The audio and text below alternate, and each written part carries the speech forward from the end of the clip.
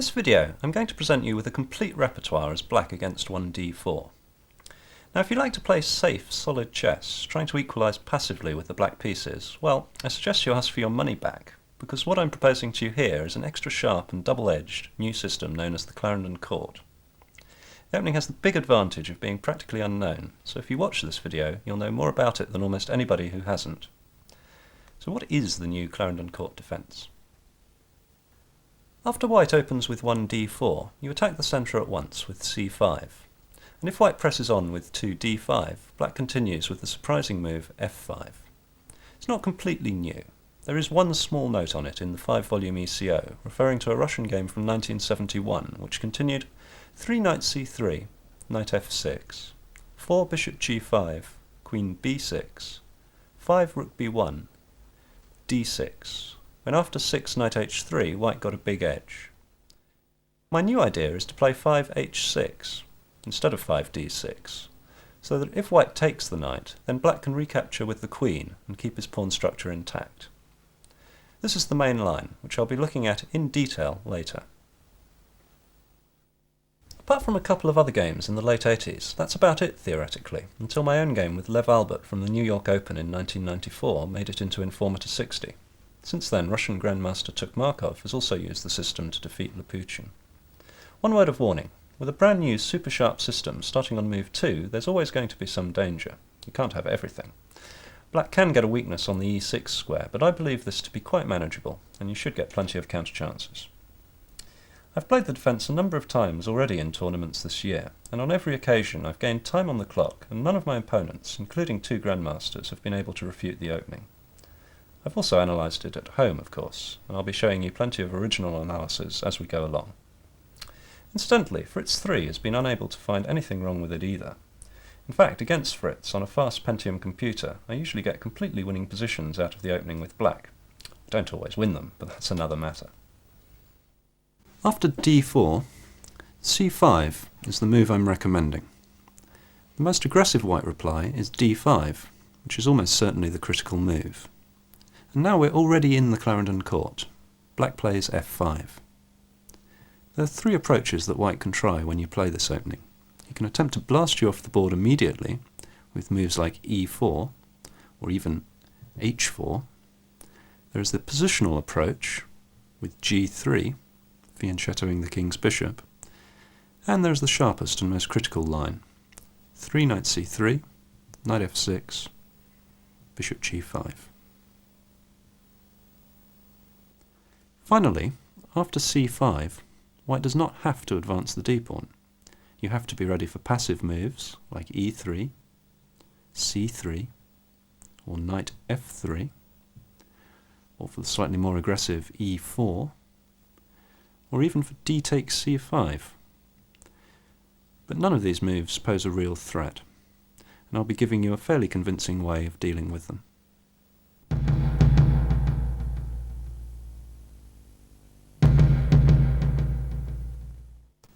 When you play the Clarendon Court, there are various strange ways white can react from the very start. I'd like to deal with these first of all, since they should actually be quite good fun for black. Grandmaster Matthew Sadler played the slightly bizarre h4 against junior David Moscovich at Islington, London 1994. After knight f6, h5, he went on to win an amusing game. But I don't believe that losing so much time in the opening pushing the h-pawn can be a good idea for white. Moscovich played e6, but I think a much better move is b5, preparing to round up the d5 pawn with bishop b7. I think black is fine in this position. The advanced h-pawn is looking a bit irrelevant, and white has already got some problems defending his centre. Against the Dutch defence, white sometimes likes to gambit a pawn with e4, which is known as the Staunton gambit. Similarly, in the Clarendon Court, white can try to play 3 e4. It's certainly more dangerous than h4, I think. Black must take it. F takes e4. White continues knight c3. And black should play knight f6. This is what happened the first time I played the Clarendon Court proper, at the New York Open in 1994. There were already several possibilities for white here. My opponent, J. Eugene Salomon, continued with bishop g5, d6, and now he wanted to get his pawn back, so he played bishop takes f6, and I recaptured with the e-pawn, and after knight takes e4, bishop e7, black is probably about equal already, and I went on to win a smooth ending with the two bishops in 47 moves. Anyway, white's idea of giving away the e-pawn, only to give up the two bishops a moment later to get it back, is not really very inspiring. A much more interesting way to play is 5g4, and in fact, Toshkov-Kuczynski, one of the almost historical games with this opening, was played in St. John in 1988, went as follows. h6. That's to stop white dislodging the knight with g5. Bishop g2, and now black made a mistake with e5, because white was able to go h4, which prepares g5, kicking the knight around, and black couldn't really stop that happening. Instead of e5, a better move would have been d6, which attacks the pawn on g4, which stops white from going h4, because black could simply take the g-pawn. Instead, white has to go h3, and now black can go back to his old plan with e5. And the position's probably about equal. White shouldn't take the pawn en passant, because after black replies d5, he defends his e-pawn on e4 and prepares to capture the white e-pawn on e6 next. Black would be doing very well there. So by playing the moves in the right order, black's reached this position, where because white's advanced on the king side a little early, the black squares, in particular f4 and g5, are a touch weakened. If things go well, black might get the moves bishop e7, knight b8 to d7, knight f8, knight g6, and knight to f4 in one day. After e4, f takes e4, knight c3, knight f6, another completely untested idea is f3, offering a gambit pawn. I really don't know what's happening if black accepts the pawn, it's just unclear, but black can probably more safely go e3. This stops white getting a lead in development and slows down the game. Black can continue with the plan d6, and then g6 and bishop g7, and he should have a fairly acceptable position. Whenever I play the Fritz 3 program on my Pentium computer, it plays the rather weird move, 3 queen d3. This attacks the f-pawn, but after d6, I think the queen is just misplaced on d3. Perhaps the computer has been programmed to overrate the weakness of the pawn on e7. It is a backward pawn on an open file. But the whole point of the Clarendon Court is that usually white can't exploit this weakness, and so it isn't really a weakness.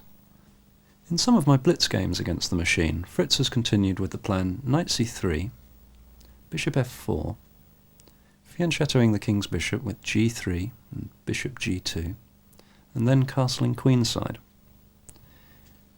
These moves don't coordinate very well, and in reply I've played something like g6, bishop g7, knight f6, castling kingside, and then expanding all my queenside pawns with a6 and b5, with a nice slow-burning attack, just the sort of thing you want against a machine. Much more dangerous than queen d3 is to continue with 3 knight c3, knight f6, and now to play f3. In fact, this has never been played, though I've analysed it at some length with German international master Eckhard Schmidt-Diel. First we thought it might be a complete refutation of the Clarendon Court, but eventually we found the antidote. The idea is to build up in the centre with e4, and if black captures, to capture back with the pawn, and have the pawn break e5 later. Normal moves are bad for black. For example, if black continues d6, white goes e4. After the exchange in the centre, pawn takes pawn, pawn takes pawn. Black has a problem. He needs to develop the bishop on f8, so he goes g6. And now white can play bishop b5 check. And, well, whatever black does here, he's in real trouble. If he goes bishop d7, the white-squared bishops are going to come off, and later the e6 square will be very vulnerable to, for example, to white's knight on g1, going to f3, to g5, and then to e6. Alternatively, if black goes knight bd7, the e6 square this time isn't so weak because black's maintained his bishop on c8, but the problem is that after knight f3, the pawn break e5 is pretty unstoppable. White can support it with bishop c1 to f4, and if white gets e5 in, and he's going to, black's in real trouble. So the way black should reply against 4f3 is with a complete change of plan. He should play e5.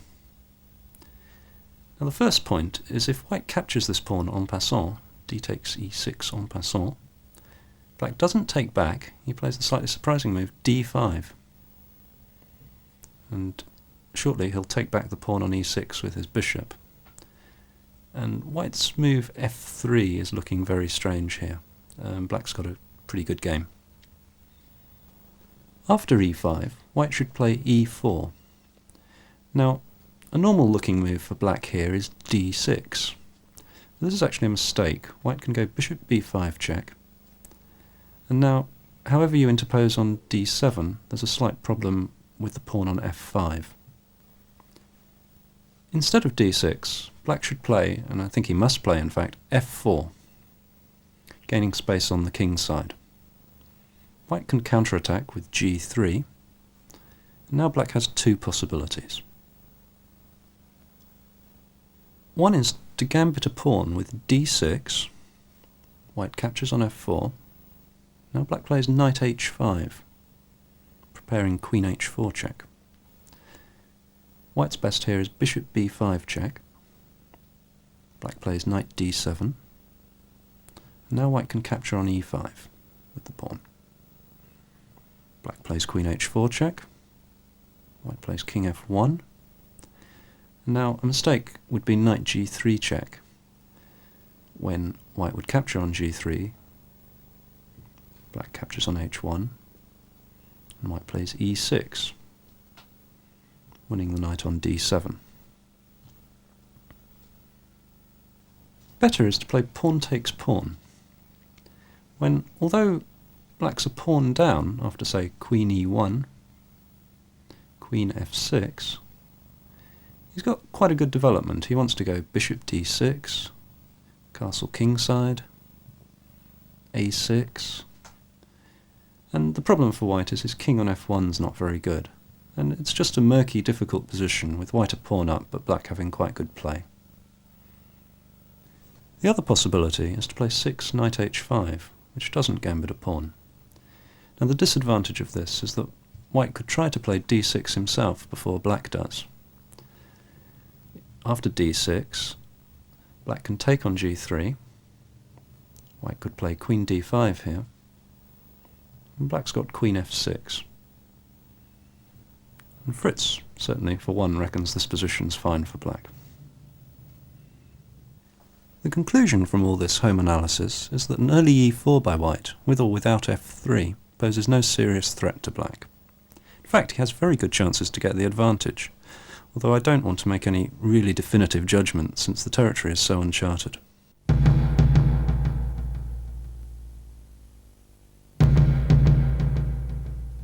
Now we're going to look at what happens if white plays positionally, by fianchettoing his king's bishop with g3. It's most flexible to play it at once, leaving open the option of whether to play c4 or just to play knight c3, leaving the c-pawn at home on c2. In these lines, the play is similar to the Leningrad Dutch, only with c5 and d5 thrown in. As in that recently popular opening, black gets a weakness on e6, but the big question is, can white exploit it? After a few typical moves, for example, knight f6, bishop g2, d6, knight c3, g6, knight f3, bishop g7, we see what we mean about this weakness on e6. It's right in the middle of the black camp and rather out of reach of most of white's pieces. Generally, black can comfortably keep white out, but if things do go wrong and a white knight ends up on e6, it could be curtains. In a way, it's gambling a lot with very good odds of gaining a little. Normally you'll just get quite an active game and e6 will prove completely irrelevant, but sometimes you'll just lose out of hand. However, provided black is careful, the chances of disaster should be very, very small. Before we look at a couple of my games in this line, I just want to discuss some general ideas in the position, in particular which squares the pieces should be aiming for. Black nearly always fianchettos his king's bishop and castles kingside. His knight on the kingside on f6 usually just stays there for quite a while. His queen can go to e8 maybe, from where it can support b5. Or also possibly later black can play h6, g5, and attack on the kingside with queen g6 or queen h5. A more difficult question is where to put the queen's knight. In fact, this depends on where white puts his king's knight. Often in chess, one side's plans mutually interdepend on the other side's plans. White has two ways to develop his king's knight. He can either go simply to f3, or alternatively he could go to h3 and then to f4, from where he eyes the weakness on e6. Correspondingly, black can either develop knight a6 to c7, where he attacks the d-pawn, defends the square e6, and prepares the advance b5. And the alternative knight development for black is simply knight d7 to e5. In my opinion, if white develops knight f3, black is better off going knight a6 to c7.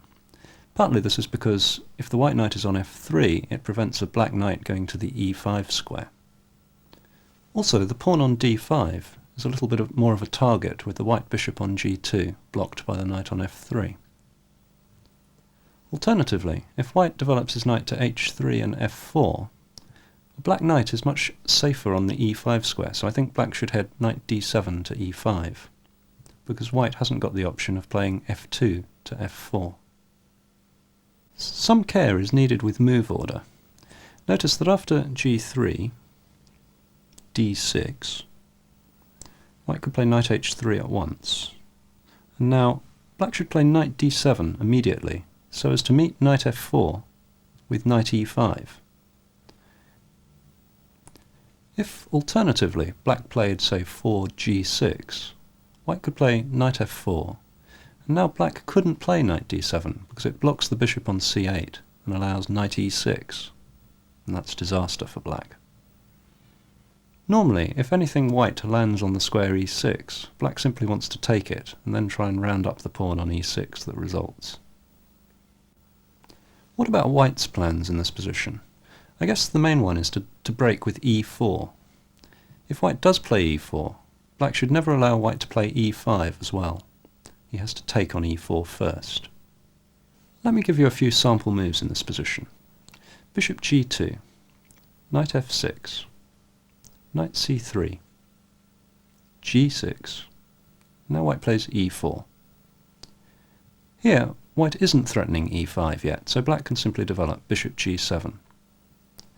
Now, if white takes on f5, a general rule in the Clarendon court is never to take back with the g-pawn. This would be a horrible positional mistake. Bishop takes f5 is much better and leads to an active game. A lot of general comments, but it really is difficult to give precise moves when both sides' plans are so dependent upon each other. What I'm going to do now is show you two complete games, one where white played c4 and one where white just played knight c3.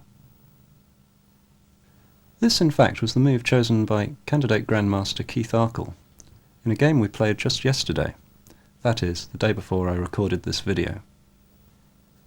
I replied with knight f6, and white fianchettoed his bishop with g3. I played d6. White completed the fianchetto with bishop g2, and I fianchettoed my bishop with g6. White now played e4. This is a position we were looking at earlier, in fact. I replied bishop g7, and white chose to take on f5. E takes f5. Now, of course, I didn't break my general rule. I took back with the bishop. Bishop takes f5. White continued knight ge2. Now there is the familiar problem of where to put the queen's knight, whether to go to d7 or to a6. I chose a6 because if knight d7, then white could try h3, and if knight e5, white can push back all black's pieces with first g4, bishop d7, now f4, hitting the knight.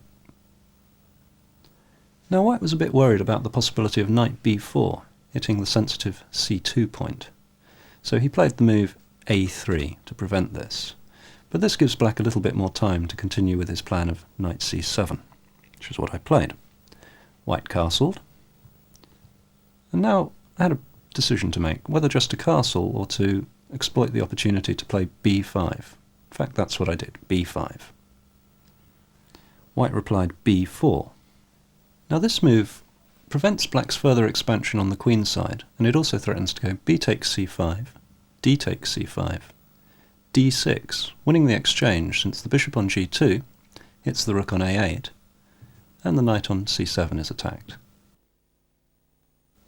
However, I ignored this threat and simply castled. This was on the grounds that if white continues with bc5, dc5, d6, I could simply take on d6, e takes d6, and if bishop takes a8, queen takes a8, and on general grounds, the white squares around the king are so weak that black has good play for the exchange. If, for example, queen takes d6, black could play knight f e8, and after, say, queen takes c5, black plays bishop h3, and white's in real trouble here. White wasn't tempted by all this excitement. He simply played rook b1.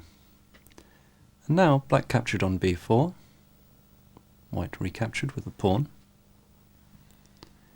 and I played queen d7. Looking at this position, both sides have serious weaknesses. White can try and get in on c6 or e6, for example after knight d4, and black has chances of getting in on the c-file, with the weakened squares c2, c3 and c4. I think it's probably about level, which is something of a success for black. The game continued knight f4, rook a c8, rook e1, and now I expanded on the king side with g5. White retreated, knight f e2, and I defended my g5 pawn with h6. White now tried knight d4. We've got a critical position here. It's necessary to calculate quite carefully here. I played bishop h3, but after knight c6, my pawn on e7 is under attack. It looks as though black's in trouble here, but in fact the position is very deceptive. After the game, my opponent Keith Arkle said that after knight c6 he'd reached his dream position, only to discover that he's losing. I played rook c e8, and the point is that after, say, rook takes e7, rook takes e7, knight takes e7 check, black has the slightly surprising move king f7. Instead of king f7, if black played queen takes e7, white would simply play bishop takes h3 and be a pawn up. Here, the knight on e7 is very short of squares. It has to go back to c6, and then black captures on g2, white recaptures, and black plays knight c takes d5. This threatens knight takes c3, and if white plays knight c3 takes d5, black captures on c6, and the pin on the long white diagonal is decisive. After a long think, Keith realised that his dream position was actually something of a nightmare. He came up with bishop h1, but now black played knight g4. This attacks f2 with the knight, and also uncovers an attack by the bishop on g7 on the knight on c3. White continued knight e4, defending against both threats, but now black created a third threat, rook f5, and this attacks the d5 pawn, and white cannot defend it. Black is just winning now, but Keith played on resourcefully. Knight d4, rook takes d5, c3, defending the knight on d4, and now I couldn't resist the move e5. Actually, it is a good move. White now played a surprising move, knight takes g5. I recaptured on g5, h takes g5. White played bishop h1 takes d5. I played knight takes d5. And white now played knight f3. And we see that black has two pieces against a rook, but looking at that beautiful bishop on h3 and the exposed white king on g1, it looks like black has a terrific attack. I played the move queen f7, which stops knight takes g5 because of queen takes f2 with mate to follow. It also threatens knight takes c3. White now found the only move to keep the game going. He played rook b2. And now if I play knight takes c3, white could play queen b3, pinning the queen on f7 to the king on g8. White is now threatening knight takes g5, and black's pieces are very uncomfortable here. The bishop on h3, the queen on f7, and if the queen moves, the knight on d5 is very vulnerable. I defended against these problems with bishop h6. White continued knight takes g5. Anyway, I captured on g5, and white captured back on g5. And now came the critical moment of the game. I made a serious mistake. I played rook e8 to c8. What I should have played was rook f8. Then I would have had a one game. I was in quite bad time trouble. After rook c8, white was able to play f3, which really confuses the issue. After a bit of a panic, I played knight takes c3, and with just a minute left on my clock, I offered a draw. Keith, with just over 2 minutes on his clock, decided to accept it. The position's just a complete mess now. I consider that quite an interesting game. It was especially instructive the way, after knight c6, nearly all the spectators thought white was just winning, but in fact, white's in serious trouble in that position, as we showed earlier. Many white players prefer to play these positional lines with the move c4 thrown in before developing the knight on b1. My game against B. Marshall, earlier this year, 1995 that is, continued knight f3, knight f6, and now white played c4. I played g6, white continued g3, white played d6, white completed his fianchetto with bishop g2, black did likewise with bishop g7, and now both sides castled. White castled, black castled. Finally white developed his knight, knight c3, and I decided to go on the a6 to c7 route, knight a6. White played a3, possibly unnecessary. I continued knight c7, and now white broke with e4. This threatens the positionally crushing e5, so I had to stop at that with f takes e4. White continued knight g5, and I played bishop f5, and he captured the e-pawn with the knight on g5. Knight g takes e4. I continued queen d7. After queen e2,